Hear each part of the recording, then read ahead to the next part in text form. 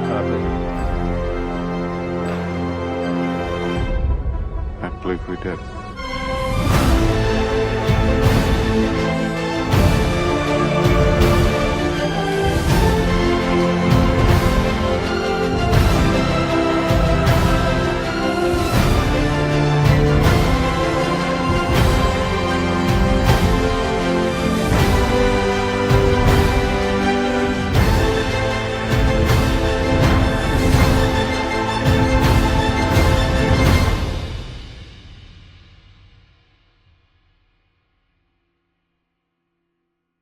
Grand Cat, if you're watching this is for you, pal.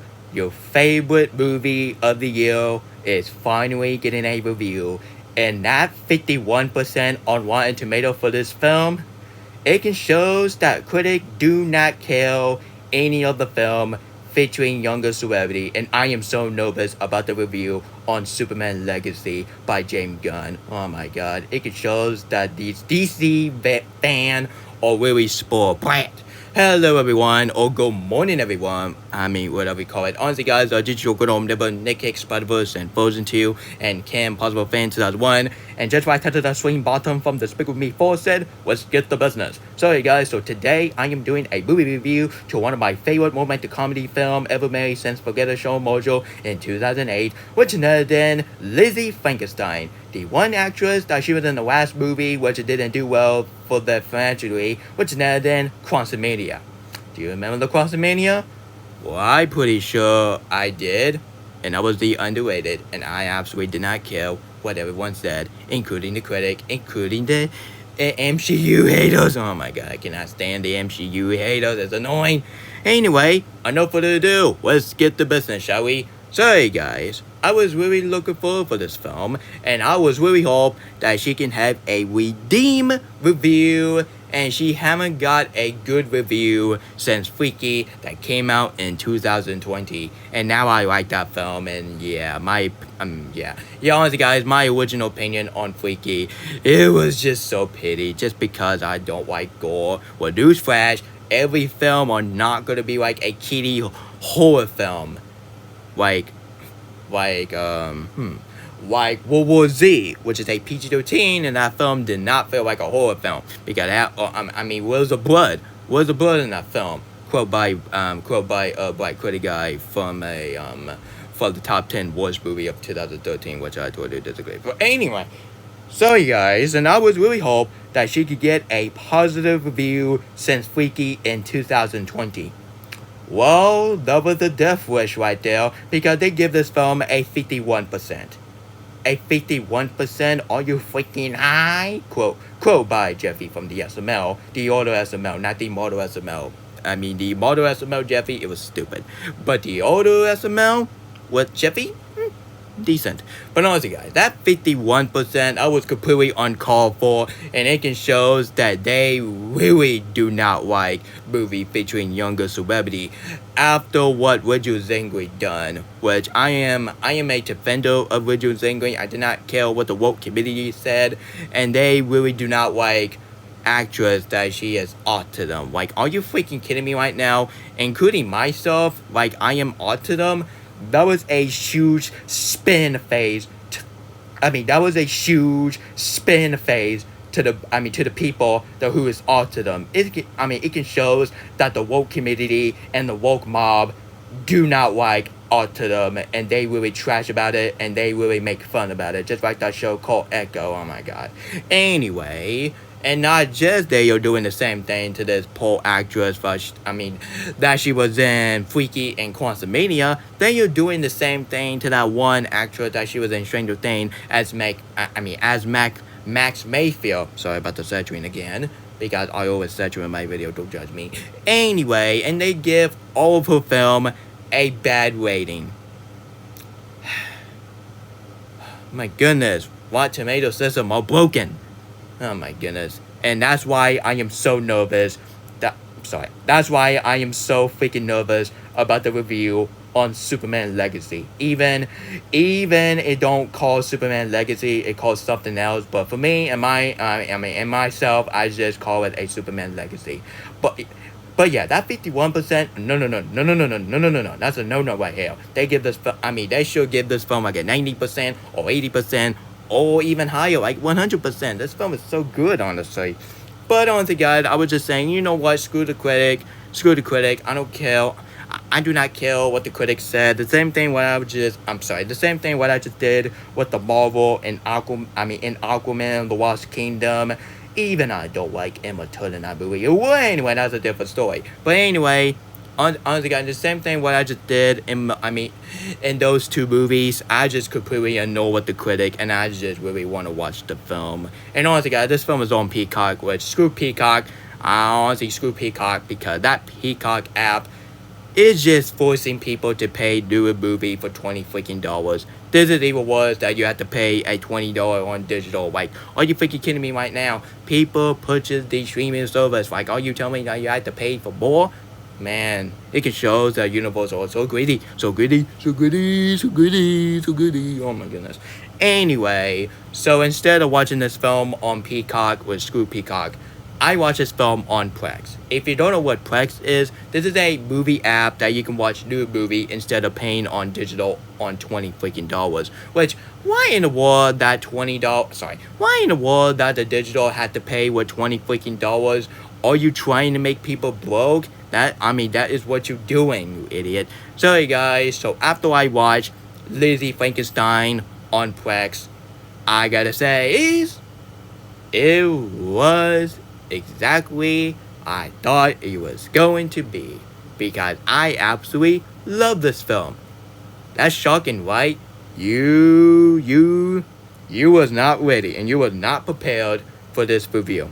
I gotta say, but I have a major fun time by watching this film since Godzilla X Kong: The New Empire. But I gotta say, but Godzilla X Kong has now been thrown by Lizzie Frankenstein as the most underrated film of the rest of the year. No other film will be even underrated as this film, because I definitely agreed with Gwen the Cat.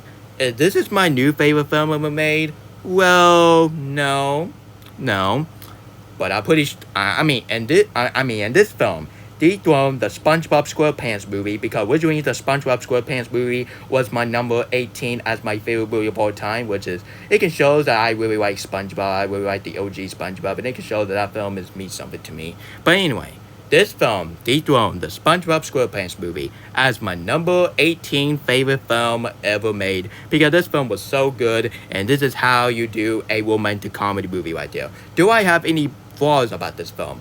Oh heck no. Every single time you think about some flaws about this film, and more you just really think about the positive more than the negative. And guys, if you want to watch this film, do not listen to Rotten Tomatoes, and remember I struck back.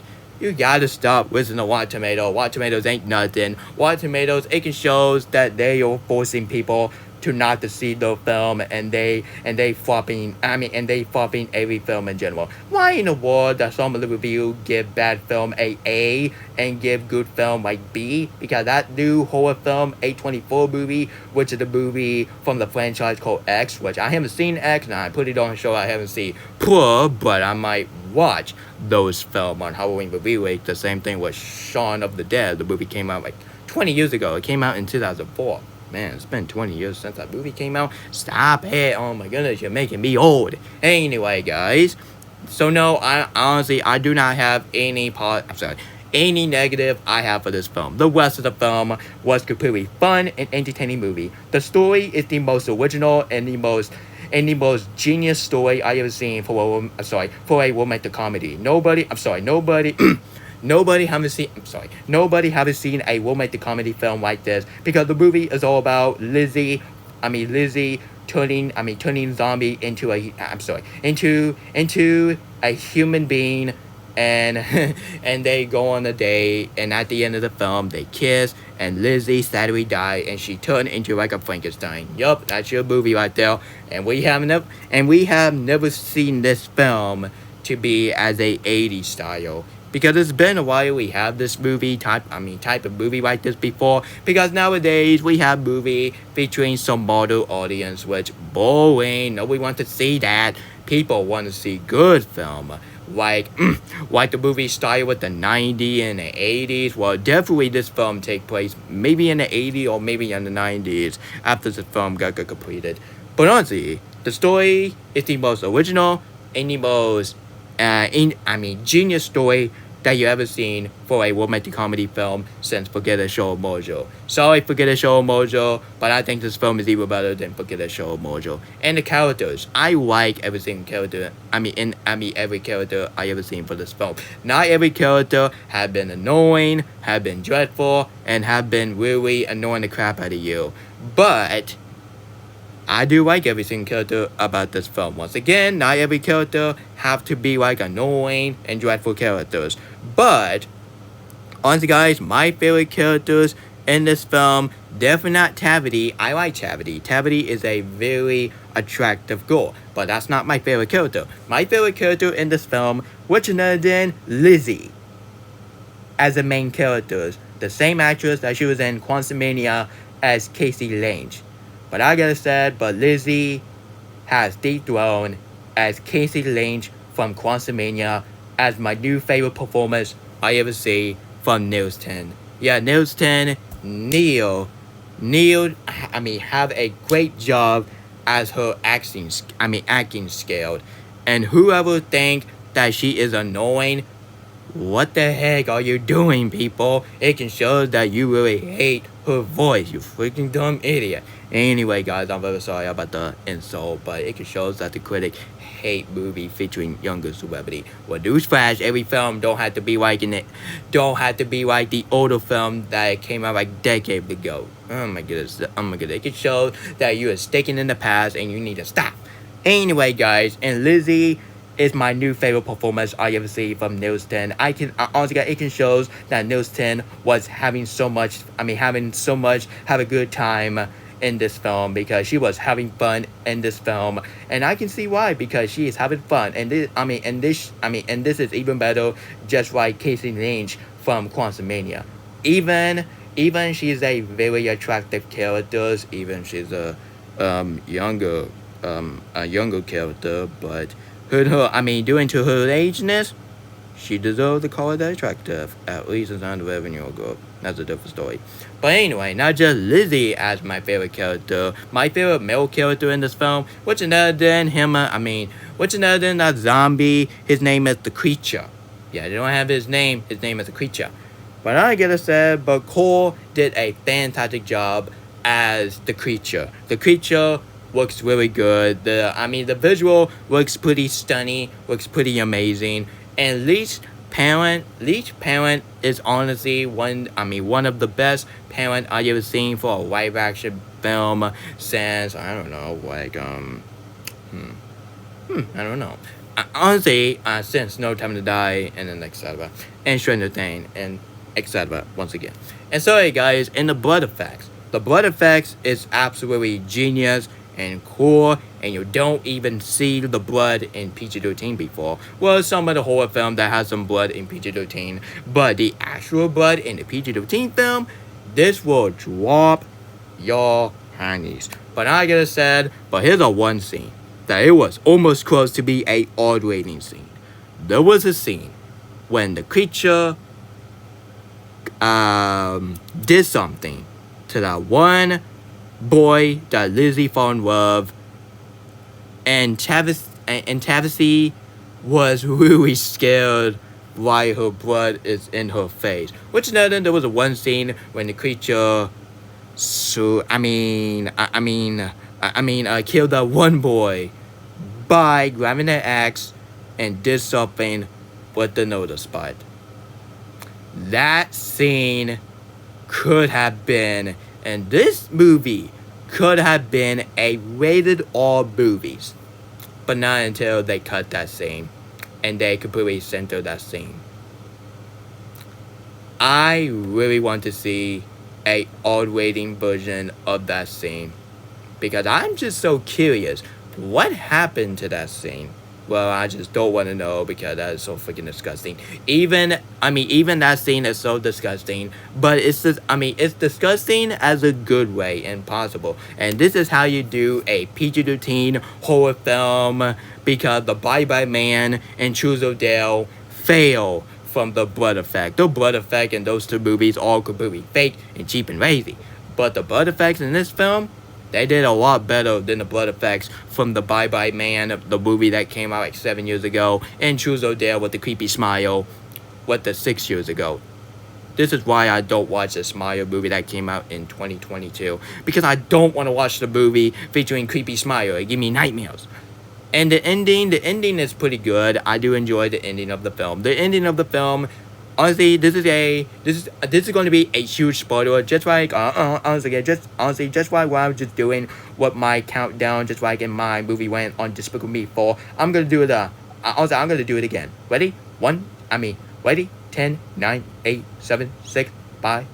5, 4, 3, 2, 1. Spoiler what? Spoiler what? Spoiler what? Get out of my YouTube channel. Spoiler what? Anyway, there was a one scene in the ending, which then Lizzie kissing the creature, and Lizzie was in that thing, and Lizzie, I'm sorry, and the creature was turned all away, and that thing firing, and Lizzie sadly died, and all of the people who don't know about her completely sad that she has died.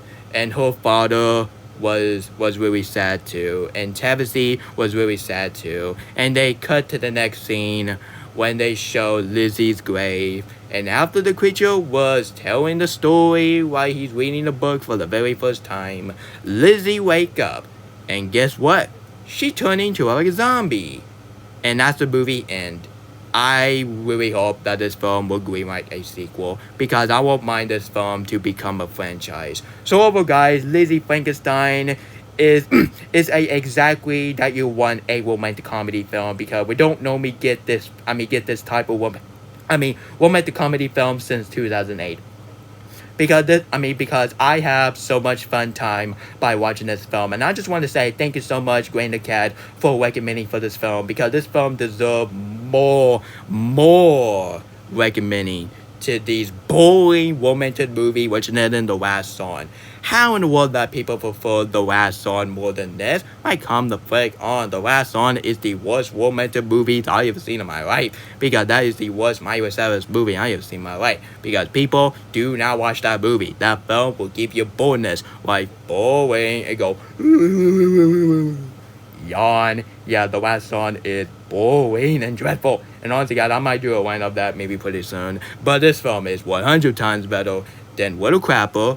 The main reason why I say this film is Little Crapper is because of the fact that Little Crapper is a romantic comedy movies. Yeah, nobody wants to see a Meet the Parent movie trying to be like romantic comedy. That's ain't gonna happen. Now, fool me once, shame on me. Fool me twice, shame on you. Ben Snyder and Robert Dino. Anyway, guys, I have so much fun time by watching this film. This film had one of the most original and genius story I ever seen for a romantic comedy movie, and the characters is unforgettable. Lizzie is my crush for this film, and she's honestly one of my favorite performances I ever seen from Nils 10. And the blood effects, I just want to give a round of applause to the blood effects, because they did a fantastic and well done job as the blood effects. And the visual effects looks really pretty good, and the 80s style is really pretty good, and I really want to see this type of romantic comedy movie again and again and again. Well, not until we got some of the film that take place maybe in the 80s, but maybe we'll see. Because this is the type of film that you can just turn your brain off and you can enjoy it. The same thing what I just did with Godzilla X Kong the New Empire. And guys, I try to turn my brain off to enjoy Despicable Me 4, but as a movie critic and myself, I absolutely did not care about that film. But if you enjoy that film, that's fine, but it was just my opinion, and Ouija Gaming needs to stop getting on to me about my rating. It's just waiting. It's not a big deal, okay? I'm not trying to hate on you, but it's not a big deal, honestly. So, guys, I'm going to give Lizzie Frankenstein a 10 out of 10. Another 10 out of 10 film since Godzilla X Kong. It's a epic, brilliant masterpiece, and I'm going to give this amazing romantic comedy movie a seal of Nick Hick awesomeness. So hey guys, that was my movie review to one of the most funniest comedy film of the rest of the year, which is none other than Lizzie Frankenstein. But not until Deadpool Wolverine would come out, and that is the type of film I would definitely watch it watch it in theater. This is why I don't even see Despicable Me 4 in theaters. I just watch it online because I'm not in a hurry watching that film. That is that is not my type of animated film. I would definitely be rushed to see it because I was originally going to see it, but as my opinion on Despicable Me 4, I don't want to rewatch Despicable Me 4 in theaters anytime soon. So I'm just going to wait until it came out on digital, and then I can rewatch it on better quality and possible. So hey guys, so tell me what is your favorite romantic comedy film. Comment below and let me know. And if I watch Mean Girls 2024, stay tuned for that. Stay tuned for my movie review on Mean Girls 2024. Especially that one character that I have a crush on, and she kind of remind me of Kate McKinnon. Yeah, she kind of remind me of her face symbol. Similar like Kate McKinnon. And Harry Thomas picture, you're gonna definitely be excited about my review on Mean Girls 2024 because I'm a huge fan of the first film, and I absolutely did not like the sequel. So I don't want to talk about the sequel. I refuse to talk about the sequel because that was an insult to the Mean Girls movie that came out like 20 years ago. But I'm not talking about the sequel. No, I'm talking about the first movie in 2024, and that's it. And if I watch Starship Trooper, I might watch that. It's on Netflix. I might watch that. And Netflix, you better not remove that movie. Or else I am going to watch that film on Plex. Because I'm getting tired, and I'm getting sick of it, that Netflix keep removing fan favorite movie. Like Shrek movie is getting removed on Netflix on August 1st. Stupid ass crap. So hey guys, this is Nick Cake Spider-Verse and Frozen 2 and Kim Possible Fan 2001 signing out for now. And you guys have a great morning. And I might do a video called Is Anime Movie is Made for Kids? Newsflash, anime movie is not made for kids. It's made everyone for all ages. What part you don't understand? Anyway guys, honestly guys, it shows that Hollywood just don't even care about their parents, and they care all about kids. Well, newsflash, kids cannot get everything what they want. They want mature anime movie, not kiddie anime film that has some poop joke and fart joke. Like anime movie should not be like that. Anime movie supposed to be like mature audience. Yeah, not until we got Velma the series, which that's a different story, and I absolutely did not like. It's not because of the Wanchi, it's because of the fact that it's full of the woke kabimba and feminine, just like She-Hulk. And that show has some politic reference. Oh my god, it shows that I do not like politics. And I do not want politics to be in my entertainment. Yeah, and that is why I do not like Velma. Velma, screw that show. It's the worst show ever. It's even worse than Teen Titans Go. It's even worse than Uncle Grandpa. Because Velma's show make Teen Titans Go look like a masterpiece, and I prefer Teen Titans Go as a way tolerable show than Velma. And people will definitely definitely agree with me. Anyway, I'm into this video right now, and Gwen the Cat, thank you so much for recommending for this movie, and you deserve a shout out. Please, guys, go subscribe Gwen the Cat. He's a fantastic YouTuber. He's a huge fan of this crush, which is none than Lizzie. Yup, Lizzie is my favorite performance I ever seen from this film. Anyway, honestly, I'm going to end this video right now. So, see you guys next time. And once again, yadios everyone, and yadios.